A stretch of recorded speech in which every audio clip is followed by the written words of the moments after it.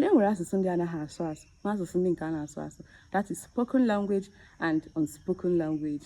Mba kachasị wee nwee asụsụ a na-asụ asụ nke ise n'ime ya wee bụrụ Ethiopia. Ethiopia nwere asụsụ a na-asụ asụ 19. Nke anọ nọ n'ime ya wee bụrụ Chad.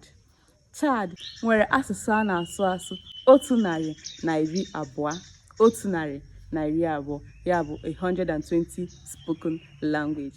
Nke atọ n'ime ya wee bụrụ Democratic Republic of Congo. Ndị nke a nwere asụsụ 214